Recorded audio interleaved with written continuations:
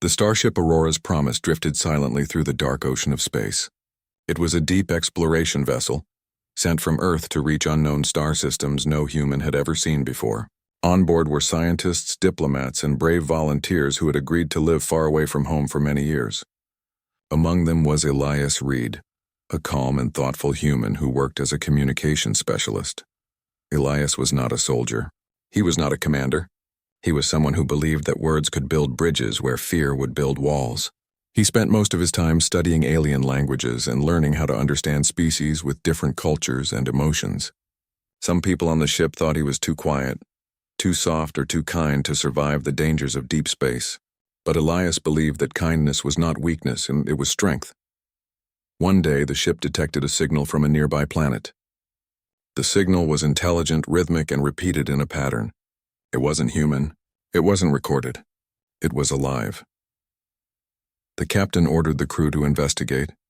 The planet they approached was a world of violet forests and silver rivers that reflected starlight like mirrors. Strange tall trees swayed even without wind, and glowing insects floated in the air like drifting petals. The atmosphere was breathable but slightly lighter than Earth's, making every movement feel slow and graceful. A landing team was sent down, and Elias was among them. As they walked through the violet forest, they heard soft melodic voices. The sound came from a clearing near a shimmering river. There they saw them, an alien species unlike any seen before. They were tall, elegant beings with luminous skin that glowed faintly like moonlight. Their hair was long and flowing, almost like water, shifting color gently with their emotions. Their eyes were large, beautiful, and filled with depth, like they carried entire galaxies within. The humans froze in amazement. The aliens watched quietly, not afraid but cautious. Then one of them stepped forward. She appeared younger than the others, though it was hard to tell age among her kind. Her skin had a soft pearl blue glow, and her hair shimmered in strands of silver and pale violet. She looked curious, not defensive. Her eyes were warm, not sharp. She held no weapon, only a gentle, questioning expression. Elias stepped forward slowly, his hands open to show he meant no harm. He took a breath and spoke carefully through a translator device that transformed words into melodic tones. "Hello. We come in peace. We seek understanding." The alien woman listened, her head tilted slightly. Then she spoke. Her voice was soft, smooth, and calming, like a breeze through crystal chimes. "Peace. Yes. We feel your calm." Her language flowed like music, and the translator struggled to keep up. "We welcome you here, travelers from the stars." The captain and the other officers relaxed, but Elias could feel something more in the air. Not just curiosity, connection. They began communicating slowly. The aliens called themselves the Luminari, a peaceful race who valued harmony and emotional resonance. They believed beauty was found not in appearance but in balance of spirit. As the discussion continued, the young alien woman stayed close to Elias, listening carefully to everything he said. She studied his expressions, his gestures, the softness in his tone. Finally, she asked him directly, "You perceive me. Your eyes hold warmth when resting on my form." "Why?" Elias blinked, slightly surprised. "What do you mean?" She stepped closer, looking straight into his eyes with innocent honesty. "Why do you call me beautiful?" Everyone turned toward them. The human crew fell silent. The Luminari tilted their heads, listening. It was a simple question, but it held weight. For the Luminari, beauty was not physical. Beauty was something felt, something connected to purpose, balance, and emotional resonance. They did not praise one another based on appearance. They did not compete or compare. They simply existed in harmony. So her question was not vanity. It was genuine curiosity, even confusion. Elias felt the eyes of both species on him. He could not laugh it off. He could not give a shallow answer. He needed to speak something true. He looked at her, truly looked. He noticed the quiet courage in her posture, the patience in her breath, the gentle strength in her presence, the way she did not hide curiosity or emotion. She was open, in a way most humans were afraid to be. So when he answered, his voice was steady and sincere. "I call you beautiful," he said, "because when I look at you, I feel peace. The clearing became absolutely silent. He continued, slowly choosing his words carefully. Beauty, for humans, is not just appearance, it is the feeling someone brings. The way their presence affects your heart. When I see you, I don't see perfection or comparison. I see someone gentle, curious, and strong in spirit. That is beautiful to me. The alien woman's eyes widened, but not out of offense, out of realization, out of surprise, out of something awakening. The other luminari whispered among themselves. They had never heard beauty described like that. They had never considered individuality as a source of value. Their society valued unity, but humans valued uniqueness. The captain looked at Elias with respect he hadn't shown before. The alien woman stepped even closer, her voice now softer. You see beauty. In spirit, in how one makes the heart feel. Yes, Elias said. To us, that is beauty. She touched her chest, right where her heart would be. Then she looked at him with something entirely new. Understanding. But the moment did not end in peace. A sudden trembling shook the ground beneath them. Birds scattered. The violet trees swayed with alarm. Both humans and luminari looked upward. Something massive moved in the sky, metallic, angular, and cold. A warship. Not luminari, not human. Its engines roared like thunder. Elias felt his heart freeze. The alien woman stepped beside him, her expression changing from gentle curiosity to alert caution. We are not alone, she whispered. The peaceful meeting was only the beginning. Something else had come. Something dangerous. Something that would test the meaning of beauty, peace, and courage, and for both species, to be continued. The sky above the violet forest darkened as the enormous metal warship descended. Its surface was covered in sharp angles and thick armor plates, unlike anything the humans or the luminari had seen before. It moved slowly, like a predator that already knew nothing could escape from it. The peaceful clearing became filled with tension. The luminari stepped back together, their glowing skin dimming with worry. The human crew looked to the captain, hands hovering near equipment and scanners, though no one reached for a weapon yet. They didn't know whether this newcomer was friend or enemy, but the quiet fear growing in the air hinted at danger. Elias felt the alien woman beside him. Her glow, once warm and calm, flickered like a candle in wind. He remembered what she said before. We are not alone. The warship didn't land. Instead, it hovered and released a series of deep, vibrating pulses that echoed across the valley. The pulses felt heavy, like pressure in the chest. Some humans flinched. A few crouched, holding their ears. Even the trees seemed to bend under the sound. The luminari leader, an elder with golden-white radiance, stepped forward to observe the signal. His voice was low and serious. This is the Vorun. They are wanderers of the void. They take, not share. They conquer, not learn. We hoped they had passed far from our world, but they return. The captain glanced at Elias, then back at the elder. Do they know about Earth? The captain asked. No, the elder replied. But they will. The Vorun do not see new life. They see new resources. The alien woman beside Elias closed her eyes. Her shimmering hair dimmed to a pale shade. They will try to take our forests, our rivers, our living trees. They believe all worlds are trophies. Elias understood, and dread settled in his chest. So they don't want peace. No, she said, voice soft but firm. They want control. The warship opened a hangar beneath its hull. A smaller vessel, more like a spear-shaped shuttle, dropped downward and landed in the clearing just beyond the river. The ground trembled from the impact. Everyone watched. The shuttle door hissed open, releasing a slow cloud of cold mist.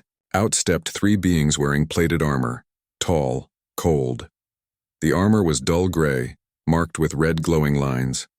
Their faces were hidden behind smooth helmets, but the shape of their bodies suggested they were not too different from humans, just larger and more angular. The leader of the armored figures raised an arm. A mechanical voice echoed from the helmet. This world now belongs to the Vorun Dominion. You will submit. Resistance will be answered with elimination. His tone held no anger, no pride, just absolute certainty. The captain of Aurora's Promise tried to step forward to speak, but the luminary leader gently motioned for Elias to move instead. You understand, hearts, the elder whispered. Try to stop blood before it falls. Elias swallowed hard. He stepped ahead, facing the armored figure. He kept his voice steady. We came here peacefully. So did the Luminari. There is no need for conflict. The Varun leader turned his helmet toward Elias slowly. You are human, he said. The voice did not change tone. Humans expand. Humans compete. Humans take. You are like us. That's not true, Elias answered calmly. We explore to learn, not control. Yet you claim beauty, the Vorun leader replied. You categorize. You value. You judge. You climb. Whatever you call beauty you will protect, which means you will fight for it. Elias felt the alien woman shift beside him, just slightly, as though the Varun leader's words reached deeper than physical danger. The armored figure continued. Beauty is ownership. Ownership leads to power. Power leads to domination. You know this. We know this.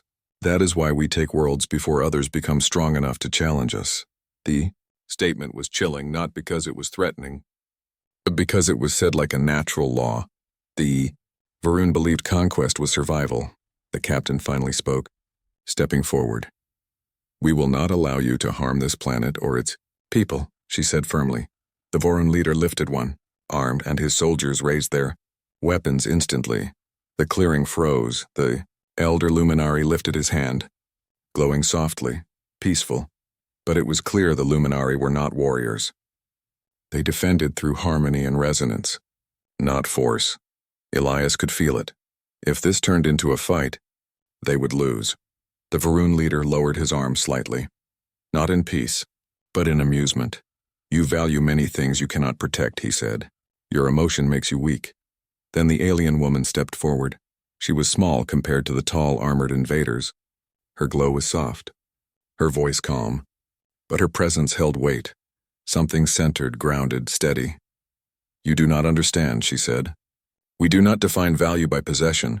We define it by connection. What we protect is not territory, it is harmony.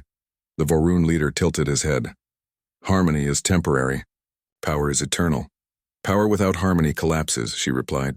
A world ruled by fear destroys itself. A world nourished by balance endures. The Vorun soldiers shifted slightly, as if the idea itself felt unfamiliar to them. Elias realized something. The Luminari speak from the heart. The Vorun speak from logic. To reach them, words must hold outer logic while still carrying inner truth. And so Elias spoke again. This time not gently, but clearly. If you take this world by force, you will not gain strength. You will gain resistance. You'll spend your power fighting to hold it. And that will weaken you. But if you allow cooperation, you gain resources without conflict. You gain knowledge. You gain alliance. The Vorun leader paused. The silence felt heavy. It was not victory, but it was hesitation. A hesitation was enough to prevent immediate destruction. The leader finally replied, We do not reject alliance, but we only ally with those who prove their value. His helmet turned toward both Elias and the alien woman. You say beauty is peace. You say harmony is strength. Prove it. Show us that this connection has power. How? Elias asked. The Vorun leader pointed toward the glowing forest behind them. There is a creature in these lands, a beast of resonance. It reflects the emotional balance of the world. When this planet was peaceful, it slept. But our arrival has awakened it. The ground rumbled faintly, as if agreeing. If you can calm the beast without force, the Vorun leader said, then your harmony has power. If you cannot, and then your peace is weakness. And we will take the world. The terms were clear, the challenge had been set. The alien woman turned to Elias and their eyes met. There was no romance in that gaze. No dramatics. Just trust, pure and steady. You spoke of beauty of spirit, she said softly. Now let us show them. Elias nodded. The elder placed a glowing hand on both their shoulders. The beast of resonance does not respond to strength. It responds to truth. You must be honest in your heart. The captain spoke urgently. Elias, you don't have to do this alone. But the alien woman shook her head. He does not go alone. I go with him. Harmony is shared, the Vorun leader stepped aside, allowing them passage. The humans and Luminari held their breath as Elias, and the alien woman began walking into the deeper forest, toward the unknown, toward the beast, toward the test that would decide the fate of two worlds. To be continued. Elias and the luminary woman walked deeper into the glowing violet forest. The air grew still, as if the world itself was holding its breath. The trees here were taller, their leaves glowing softly like lanterns. Strange mist floated near the ground, swirling around their feet as they moved forward. Neither spoke at first. The silence was not empty. It was thoughtful. Finally, the woman spoke softly. "My name," she said, "is Liara." Elias smiled gently. "It suits you." She looked at him curiously. "Why?" "Because your presence feels calm," he answered. "Your voice, your movements, even your silence, all feel like light on still water." Liara lowered her eyes for a moment, not embarrassed, but thoughtful. "In our world, names are not chosen," she said. "They are felt. You would call it intuition." "It's beautiful," Elias replied. Again she paused, this time longer. "You continue to use that word," she said. "Beautiful, even now." Elias nodded. "Because it is the truth." Liara's expression softened. The path ahead widened into a clearing, but unlike the peaceful one earlier, this place felt heavy. The air shimmered as if vibrating. The ground throbbed gently like a heartbeat. The beast of resonance was near. A deep sound, not a roar, not a growl, rolled through the clearing. It felt like emotion turned into vibration. Sadness. Fear. Confusion. Liara touched the ground. "It is frightened. It feels the conflict." Elias listened. The trembling air reminded him of something. Not anger, but loneliness. A world threatened, a harmony broken. Another vibration came, stronger. This time, and bushes swayed as something massive moved through them. Then the beast appeared. It was enormous, taller than trees, its body covered in layered scales that shimmered like shifting stained glass. Its eyes were deep, endless, reflecting everything around it. Its body seemed formed not of muscle alone, but of emotion made form. When it stepped into the clearing, the ground trembled, but not in aggression. It was in distress. The creature looked at Elias and Liara, its gaze heavy, searching. Elias felt it, not in his mind, but in his heart. The creature was scared. Liara stepped forward slowly. She began to hum, a soft, melodic tone. Her voice was gentle and low, as if singing a memory rather than a song. Her glow brightened, spreading warm light into the clearing. The trembling slowed. The beast listened. Elias realized something. The creature reacted to emotional honesty, not sound itself. Liara was not singing a melody. She was expressing peace. So Elias closed his eyes. He remembered Earth, the cool wind over ocean waves, the laughter of children in the streets, the warmth of holding someone's hand, the rising sun, the sound of rain, the way silence sometimes made one feel safe, not alone. He spoke, not loudly, but with a steady heart. "We are here in peace. We are here to protect, not to take. We do not want to break your harmony." The beast's eyes flickered. Liara spoke next, her voice full of sincerity. "This world is still your home. The fear is not yours. It is brought from outside, but harmony can be restored. Balance can return." The beast stepped closer, enormous but gentle. Liara turned to Elias, and a realization passed between them without words. The beast did not need words. It needed connection. So Elias did something simple, something quiet, something deeply human. He placed his hand softly on the creature's scaled surface. There was no fear, no hesitation. His touch said, "I am with you. You are not alone. We will protect what matters." The beast's trembling slowed, then softened. then finally fell still. Its scales glowed, not brightly, but warmly, like starlight reflected in calm water. Harmony returned. Liara exhaled with relief. The beast lowered its head gently toward them, a sign of trust. Then the ground vibrated again, not from emotion, but footsteps. The Voroon had followed. Their leader stepped into the clearing. His armor gleamed coldly in the soft glow. He saw the beast calm. He saw Elias and Liara standing side by side, unafraid, and he stopped. No commands, no threats, just silence. The Voroon soldiers waited behind him. The leader finally spoke, but his voice was different now, quieter. "You tamed it."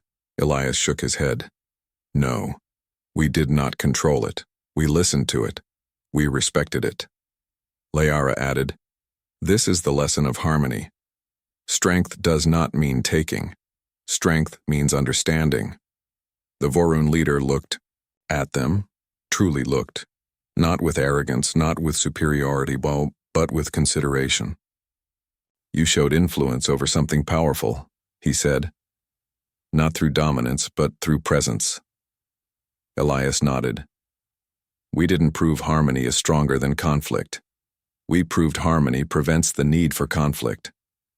The forest grew still, as if waiting for the leader's decision. The Voroon commander turned to his soldiers. "Stand down." Their weapons lowered. He faced Elias and Liara once more. "Our doctrine teaches that only power creates safety," he said. "We believed emotion to be weakness, but your connection altered reality.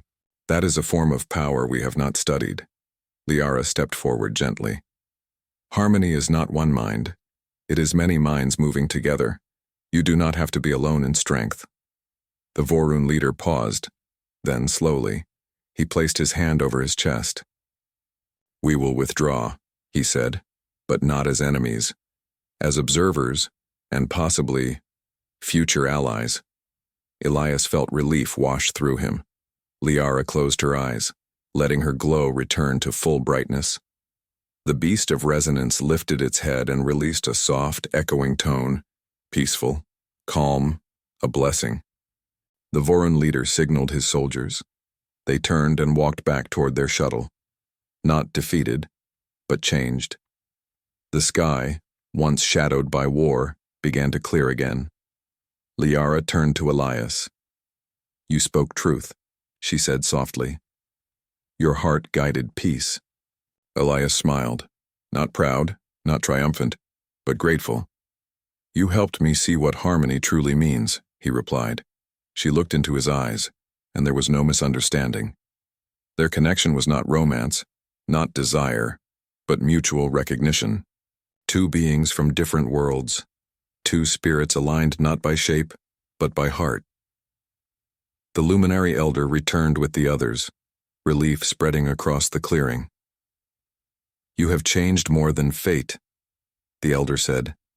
"You have changed understanding." The captain stepped beside Elias, placing a reassuring hand on his shoulder. "I underestimated you," she admitted. "You didn't just communicate, you united." Elias looked out across the violet forest, where the beast now rested peacefully again. "I didn't do it alone," he said. Liara smiled, a soft, glowing smile. "You saw beauty," she said.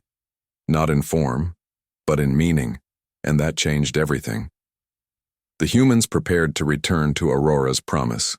The luminary gathered to share songs of harmony restored. The Voroon warship rose into the sky, slowly, respectfully, leaving without taking anything. As the ship lifted off, Elias looked at Liara one last time before departing. She asked him gently, "Will you return?" Elias nodded. "Yes." "Because connection is something worth protecting." Liara placed her hand over her chest, the gesture of her people. "And because you called it beautiful." Elias smiled softly. Still true. The engines hummed, the forest swayed, the world glowed. Peace not forced, but chosen. Humanity had not impressed through strength. Humanity had impressed through heart. and the stars now had one more world where humans were not strangers, but friends.